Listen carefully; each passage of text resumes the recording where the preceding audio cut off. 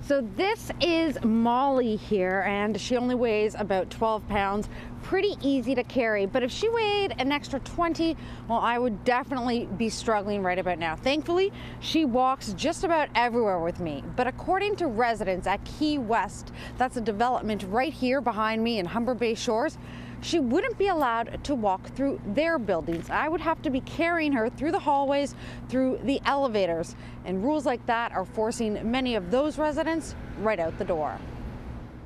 She weighed in at, I think, 14 kilos, so that's roughly around 35 pounds. So they want you to be able to carry her through the elevators, through the halls? Yep, everywhere. Just everywhere in the building, except for your apartment. Like, it even says on the note, like, there's a poster in the door there that says you have to carry it through the hallways, through the lobby, through the elevator. Like, it's ridiculous. Justin started renting here 2 years ago, and while his landlord didn't have an issue with Fluff McGruff, property management does.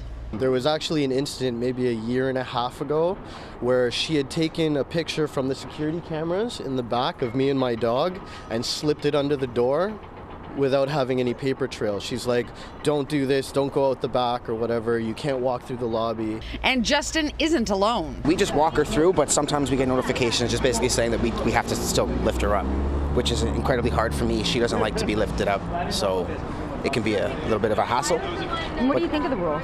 I think it's ridiculous. I've never heard of a rule like that before, where in any sort of main lobby, technically still when you're out here, because this is a common area, you still have to carry the dog, which doesn't really make sense. And it was just like harassment after the building managers there. They would send pictures of me not holding my dog in the elevator, and I'm like, I'm 100 pounds, my dog's 70 pounds. We're gonna hold her in common areas. She's not harming anyone. She never once did anything to anyone. And then they had issues with doors that we use, and they sent us a photo of a door that we use.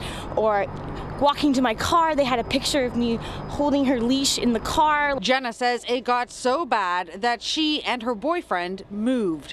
According to the building's handbook, all pets must be carried through interior common elements, including hallways. Now, we asked the corporation about this via email, and when they didn't respond immediately, we went to their offices. We were asked to leave. I'm sorry, we're not permitted to discuss this at the moment, so I asked you to leave the property. And then management ordered security to kick us off the property, even though we were there with a unit's owner.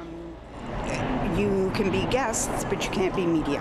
Eventually, they did respond via email, offering no comment. It's the kind of response residents here say they've come to expect from the corporation. Well, I was just in an accident on Sunday. I cannot lift her up. So where does that leave me with? Like, what do I do? I'm not going to go around the back door because there's a risk of slipping. Those are never shoveled. If I have to come up the front door, am I now going to be harassed for the fact that I'm not picking up my dog? So there's just no clarity around why this rule has been implemented. Although management has consistently cited the handbook's rules as grounds for notices or fines, even telling residents that they have to have their dogs out of the building by prescribed dates, lawyers we spoke with say those aren't official rules and handbook handouts shouldn't be used to enforce regulations. And those same lawyers say that if property management wants to enforce rules, they have to do so using the actual bylaws of the corporation, not handouts.